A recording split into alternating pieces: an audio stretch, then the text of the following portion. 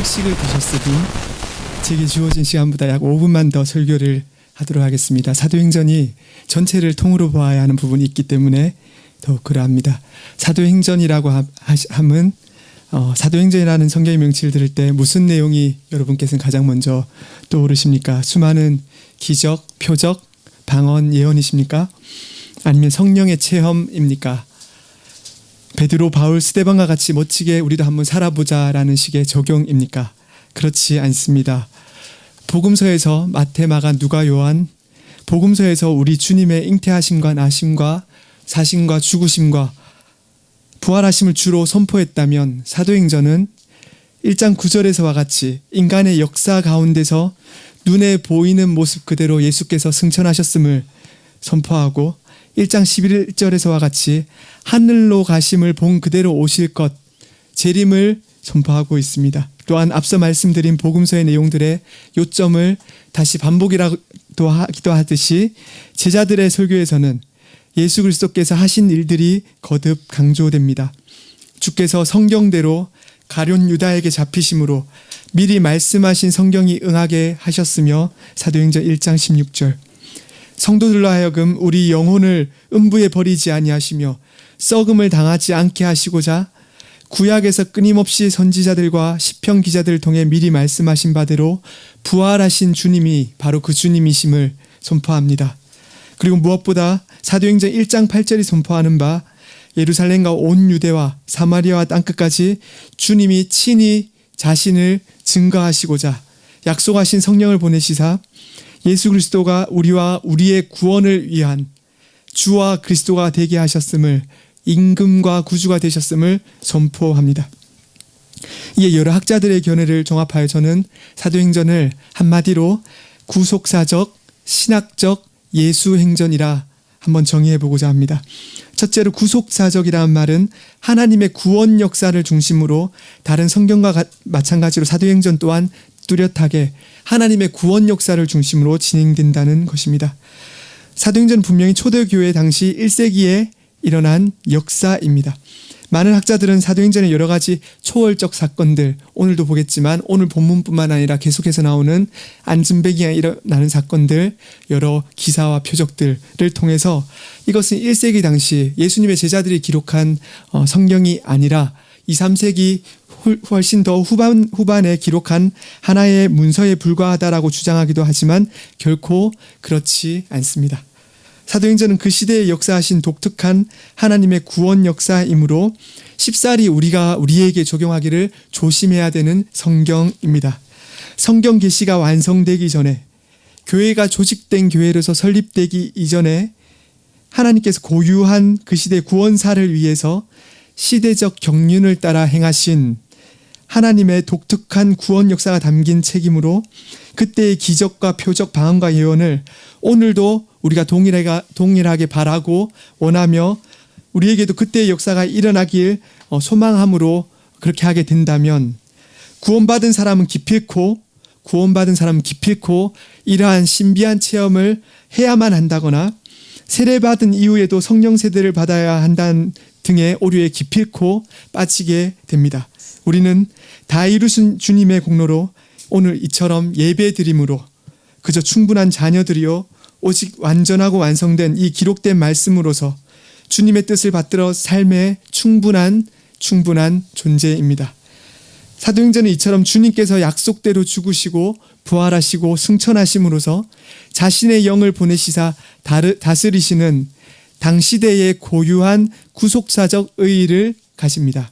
둘째로 사도행전은 신학적입니다. 우리는 사도행전은 단지 몇 가지 설교만 있노라 생각하기 쉽지만 그렇지 않습니다. 각 장마다 오히려 풍부한 우리의 구원을 설명하는 핵심 내용들이, 핵심 진리들이 가득하고 삼일체 하나님의 어떠하심과 사역들이 가득합니다. 가령 사도 바울이 다른 서신에서도 가르쳤듯이 이신칭의 교리가 의의 정가에 관한 고백이 로마서에만 있는 것이 아니라 사도행전에도 있습니다.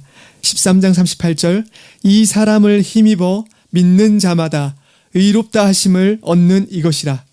또한 무엇보다도 가장 귀하게도 주의 말씀이 성령의 역사 가운데 믿음이 수여된 자들에게 계속해서 말씀이 흥황함이 거듭해서 성령처럼 노래되고 있습니다. 셋째로 사도행전은 우리가 성령행전이라 많이들 칭하지만 실로 예수행전이라 함이 더욱 옳습니다. 성령행전이라 해도 틀린 것은 아니지만, 그렇게 해도 되지만, 그 성령이 예수 그리스도의 영이신 인격이라 이해하면 옳겠지만, 성령을 너무도 표적이나 기적만 일으키는 분으로서 인격이신 성령께서 능력으로 역사하시는 것이 아니라 단지 능력만 행하시는 분으로 오해하기에 오히려 예수행전이라 우리가 고백하고 기억함이 변증적으로도 유익할 것입니다.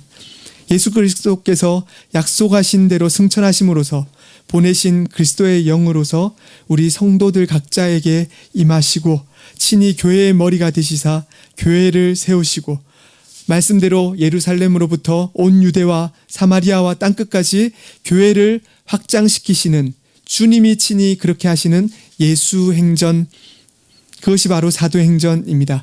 이 내용이 사실 오늘 사도행전 전체에, 그리고 오늘 본문을 포함한 사도행전 전체를 봤을 때 가장 핵심 내용이라 할 수 있습니다.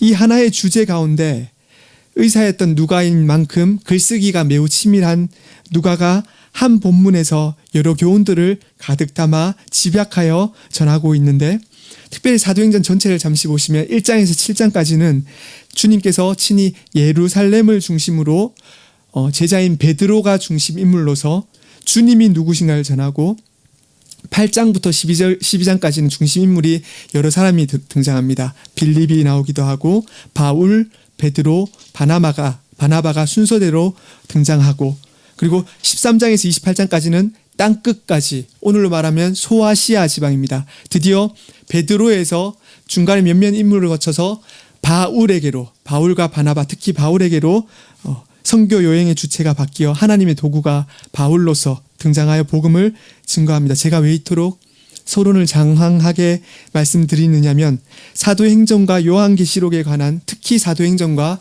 요한계시록에 관한 오해와 잘못된 해석들로 말미암아 지난 80, 90년대 우리 한국교회가 몸살을 앓았기 때문입니다. 저 또한 사도행전을 대할 때면 더욱 엄중히 기도함으로 대하게 되는 이유가 여기에 있습니다.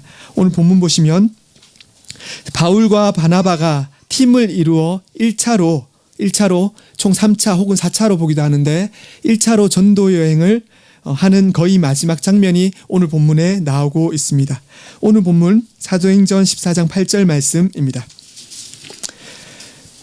루스드라에 발을 쓰지 못하는 한 사람이 앉아 있는데 나면서 걷지 못하게 되어 걸어본 적이 없는 자라. 8절에 보시면 루스드라라는 지명이 나옵니다. 이곳은 오늘날로 말하면 터키 지방입니다. 성경 지명으로 크게는 갈라디아 지방에 크게 속한다고 볼 수 있는 루스드라라는 도시인데, 비시디아 안디옥에서 조금 가까운 곳이고 지중해, 그레데 섬이 있는 그 지중해와 밀접하게 붙어있는 지역의 도시입니다. 당시에 로마 식민지였는데 그곳의 사람들은 당시 로마 정책에 따라서 로마 시민과 같은 권리, 문화, 정서를 누리면서 살았습니다. 당시의 풍경은 유명한 철학자들이 강당에서 강의를 하거나 부유한 후견자의 지원 가운데 일하곤 했으나 대부분의 철학자들은 길거리나 시장에서 자신의 철학적인 소견을 전파하곤 했습니다.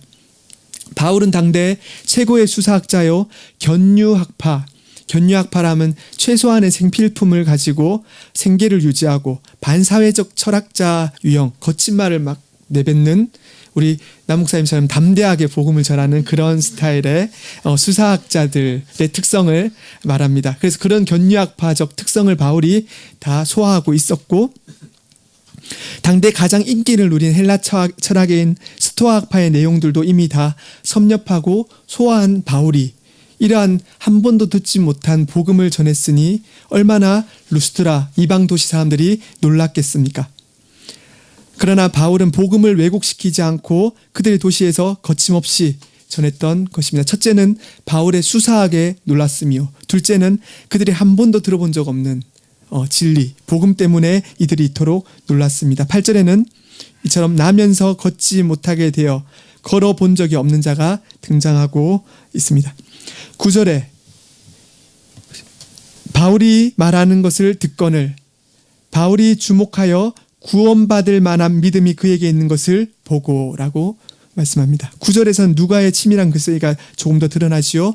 누가는 계속해서 사도들이 기적과 표적을 행할 때 사도들 자신에게서 이런 것들이 나온 게 아님을 강조하기 위해서 그 일의 주어가 기적을 일으킨 것이 바울과 혹은 다른 제자들이 아니라 주어가 하나님이심을 거듭 강조합니다. 본문에서도 자신이 믿음을 가르치거나 불어넣었다는 것이 아니라 구원받을 만한 믿음, 문자적으로는 그대로 표현하면 구원받는 믿음을 이미 하나님이 주신 그 믿음을 그것이 그에게 있는 것을 보았다고 합니다.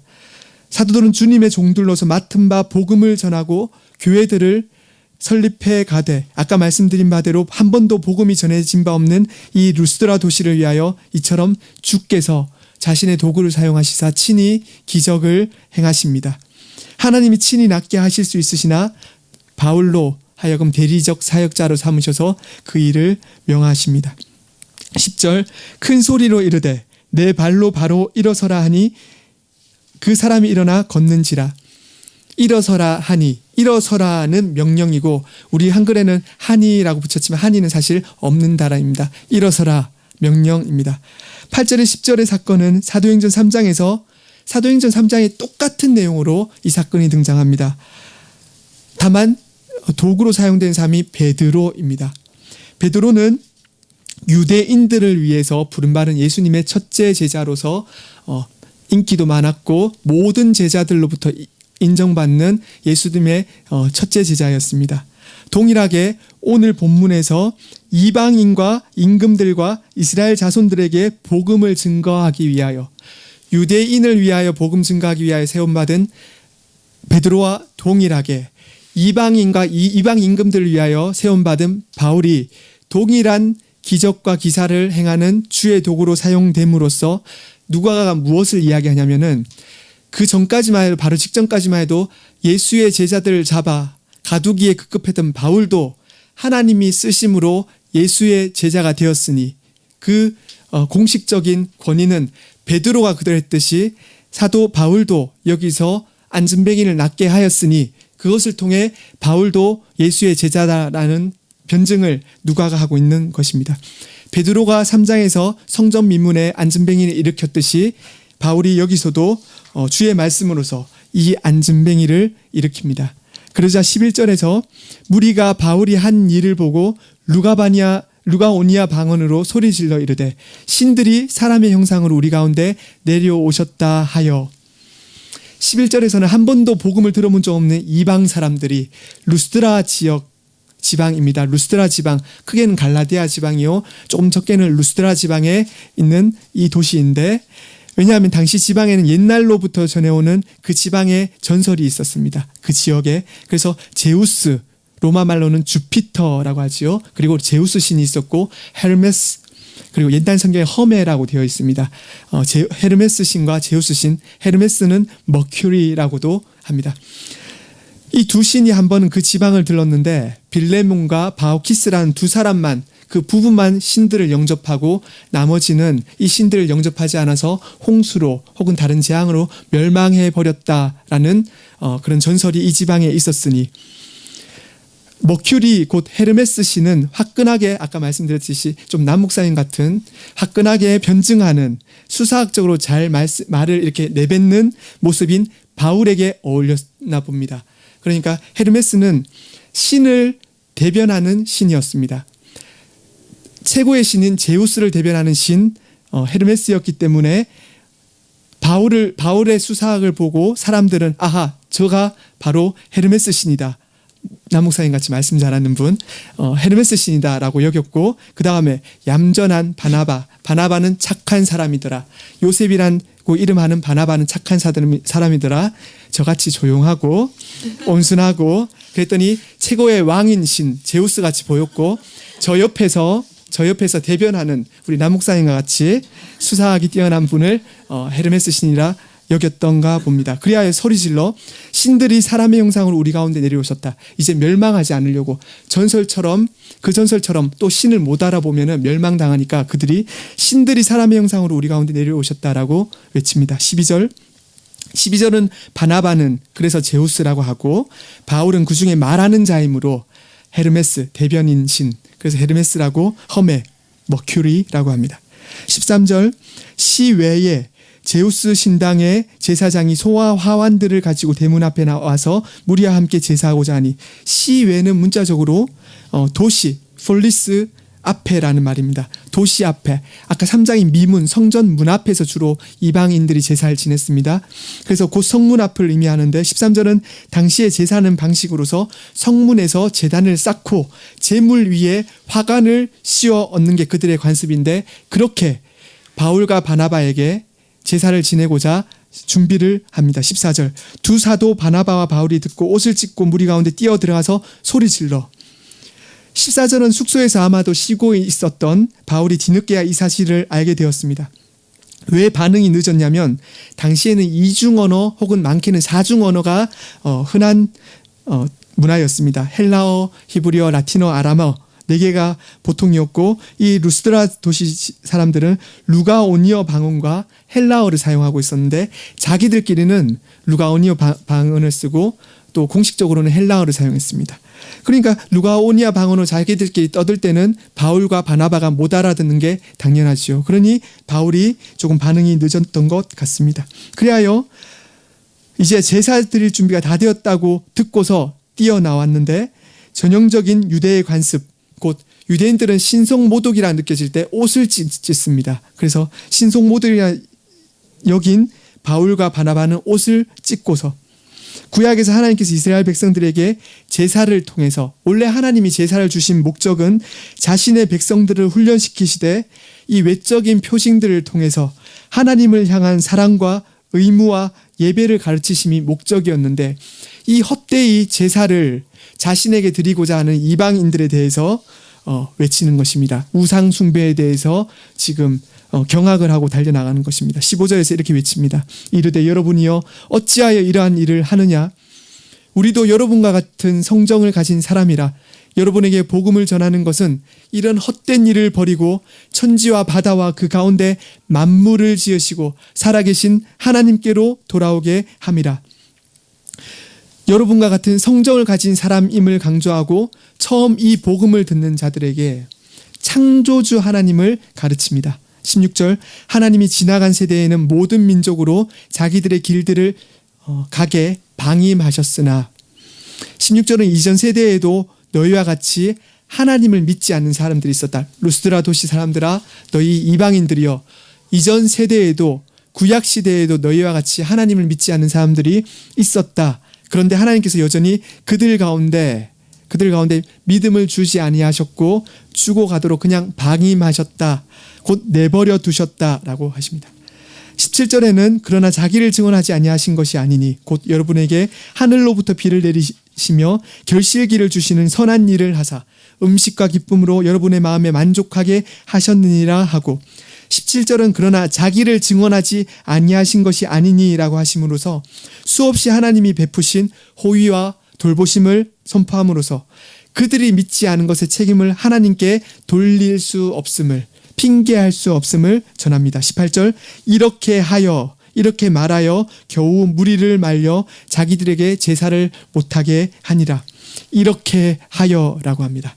이처럼 거듭 너희와 다른 복음, 하나님의 어떠하신가 뜻을 바로 전하여 너희가 알고 있는 제우스와 헤르메스 따위와는 다른 유일하신 참 하나님이심을 전했다고 지금 말씀하고 있는 것입니다. 이후에는 역시 그들의 마음의 완악함에 부딪혀 거의 바울은 죽었습니다. 하나님이 살려주셨지 그들은 거의 돌로 쳐 죽여서 죽은 것을 확인하고 하기 때문에 오늘 본문 뒤에는 바울이 거의 죽었다가 살아나는 모습이 나오고, 하나님의 은혜 가운데 살아나서 루스드라에서 더베로 복음을 전하러 가고 다시 1차 전도여행의 마지막인 선교본부 안디옥으로 돌아가는 모습이 나오는 것으로 14장이 끝이 납니다. 15장은 그 유명한 예루살렘 공의회가 나오죠.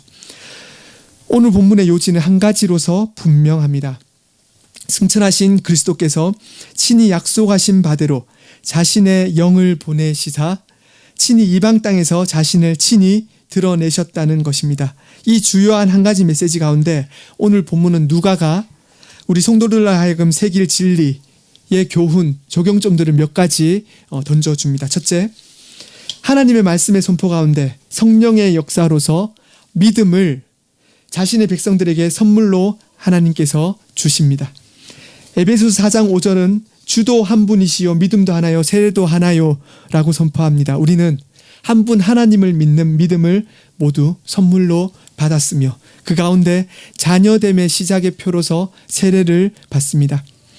오직 하나님의 주권 가운데 하나님의 아버지의 은혜로, 아버지 하나님의 은혜로, 그리스도의 공로로, 그 주님의 공로를 우리의 것 되게 하시는 주의 영의, 그리스도의 영의 역사로 말미암습니다.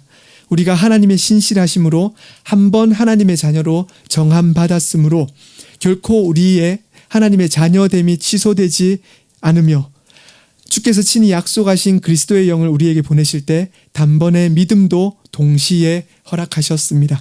성령과 믿음과 말씀이 결코 분리되지 않습니다. 물세례와 성령 세례가 분리되지 않으며 하나님의 자녀의 존재됨에 계급이 존재하는 것도 아닙니다. 우리는 모두 한 하나님의 한 자녀들입니다. 또한 히브리서 기자는 11장 3절에서 믿음으로 모든 세계가 하나님의 말씀으로 지어진 줄을 우리가 아나니라고 했습니다.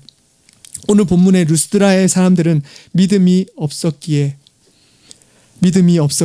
그들의 신들이 자신들에게 그토록 부요한 곡식과 아름다운 세계를 허락했는 줄 알고 삽니다. 그러나 오늘 본문에 있는 사도행전 14장 끝부분에 27절의 표현처럼 믿음의 문을 여시는 분도 열지 않으시는 분도 하나님이심을 기억해야 합니다. 저와 여러분들은 이 세상 속에서 루스드라 사람들과 같이 자신들의 우상과 고집과 아집에 갇혀서 복음이 선포됨에도 불구하고 오히려 복음 전하는 자를 멸시하고 해하려고 하는 강팍함에 있는 자들에게 평생 복음을 전하며 살 때에 그토록 저와 여러분들은 빛과 소금으로 세상에서 주를 드러냄으로써 착한 행실로서 하나님의 살아계심을 전하고자 할 때에 믿음의 문을 열고 닫으시는 분은 하나님이시기에 그저 하나님께 맡기고 묵묵히 기도함으로 나아감이 옳습니다.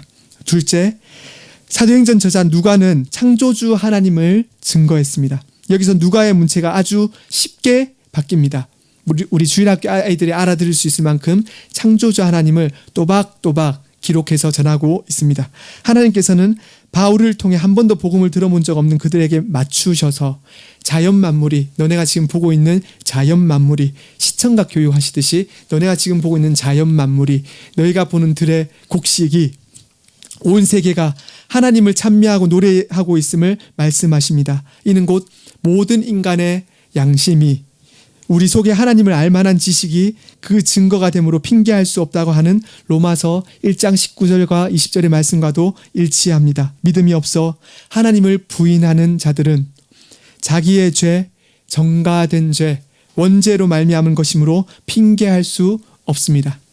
하나님은 창조주이십니다. 우리 주일학교 계속 2주째 하고 있는데 그대로 고백하면 하나님은 한 분이시므로 성자 하나님도 천지의 창조주이십니다. 하나님이 한 분이시므로 성자 하나님도 천지의 창조주이십니다. 다만 성부, 성자, 성령 하나님 각각의 특성들에 따른 사역에서 구별되므로 일의 능력과 우리는 일의 행하심의 시작을 성부 하나님께, 일의 지혜를 성자께, 일의 능력과 작용을 성령 하나님께 돌립니다. 우리를 구속의 값으로, 대속의 값으로 자기 피로 사신 그리스도도 동등하게 한 분으로서 창조의 권능을 가지신 분이로되 그가 자기 피로 우리를 값주어 사셨습니다. 삼일체 하나님이십니다. 이 진리가 믿음의 문을 열어주시기를 간구함 가운데 우리가 깊이 새기고 세상 속에서 그리고 우리 자녀들에게 선포해야 할 진리요 고백입니다. 혹여 우리가 왜 이방인 고넬료에게는 믿음의 문을 여시고 루스드라 사람들은 그냥 강팍해 그냥 두시냐고 하나님께 여쭙는다면 하나님은 그저 내 기뻐하는 뜻이니라 라고 말씀하실 것입니다. 세 번째 교훈은 바로 하나님의 말씀의 사역자에 관한 부분입니다. 말씀의 종들, 하나님의 종들. 두 가지 측면이 있습니다. 첫째로는 누가복음을 읽는 말씀의 사역자들이 스스로 어떠해야 하는가, 말씀의 사역자들이 어떠해야 하는가 하는 측면이며, 둘째로는 성도들이, 저와 여러분들 성도들이 그 말씀의 사역자에 대해서 어떻게 생각해야 하는가, 말씀의 사역자 자신이 어떻게 생각해야 하고 우리가 말씀의 사역자를 바라볼 때 어떻게 해야 하는가. 누가는 오늘 보면 14장 14절에서 바울과 바나바가 옷을 찢고 무리 가운데 뛰어들어가서, 과거형입니다. 뛰어들어갔고 소리 질러, 현재 소리 지르면서 라고 표현함으로써 역동적으로 바울과 바나바가 하나님께 돌릴 영광이 자기들에게 돌려지는 것에 대해 매우 분노했음을 전합니다. 바울이 분노하는 것은 당연합니다. 근데 저같이 얌전하고 온유하고 온순한 사람이 뛰어들어가서 돌에 맞아 죽을 위험을 처했음에도 불구하고 뛰어들어가서 분노했습니다. 시편 기자가 69편 9절에서 고백하는 바, 주의 집을 위하는 열성이 나를 삼키고, 주의 집을 위하는 열성이 나를 삼키고 주를 비방하는 비방이 내게 미쳤나이다는 고백이 바울과 바나바에게 그 고백으로 전인격에 가득 찼던 것 같습니다. 순전하고 온전한 하나님의 말씀에 비추어서 그 진리에서 벗어난 것이라면 그 온순하고 얌전한 바나바라 할지라도 그 열성으로 이처럼 분노해야만 하며 분노함이 마땅합니다. 사도행전 8장 19절 이하에 마술사였던 시몬이 나오는데, 그 시몬이라는 사람은 복음을 전하여 하나님께 영광을 돌릴 도구로서 하나님께서 주신 이 표적을, 그리고 기사행하는 능력을 사도들에게 주신 것을 돈으로 사려고 하다가 멸망당했습니다. 그 귀한 표적과 기적을 삼으로써 자신이 하나님의 영광을 취하고자, 자신이 그것을 행함으로써 자신의 이름을 드러내고자 했기 때문입니다. 그 귀한 사도행전 12장 23절에 실제 역사적 인물인 헤롯이 또 나오는데, 실제로 요세푸스라는 사가는 이렇게 기록하고 있습니다. 헤롯이 진짜 죽었다고 나오는데, 헤롯은 백성들이 신처럼 자신의 연설이 너무 멋지니까 신처럼 헤롯 자신을 떠높일 때 그 영광을 하나님께 돌리지 아니하므로 주의 사자가 곧 치니 벌레에게 먹혀 죽으니라 라고 분명히 기록하고 있습니다. 역사적인 사실입니다. 물론 이러한 사도행전의 역사적 사실들이 오늘날 동일하게 일어난다고 하는 측면이 아닙니다. 그 시대 고유한 하나님의 교회를 설립하시는 당시에 하나님이 친히 행하신 역사이나, 그럼에도 그 뜻은 이 시대에도 여전히 유효하기 때문입니다. 시몬이나 헤롯과 달리 성경에 나오는 경건한 주의 제자들은 모두 자기를 부인했습니다. 끊임없이 부인하고 또 부인했습니다. 왜냐하면 하나님이 친히, 교회의 머리이신 그리스도가 친히, 자신의 능력으로 온 세계를 두르시는 성령이 친히 복음의 사역을 행하심을 알았고, 자신은 모두 대리적 사역자들임을 분명히 알았기 때문입니다.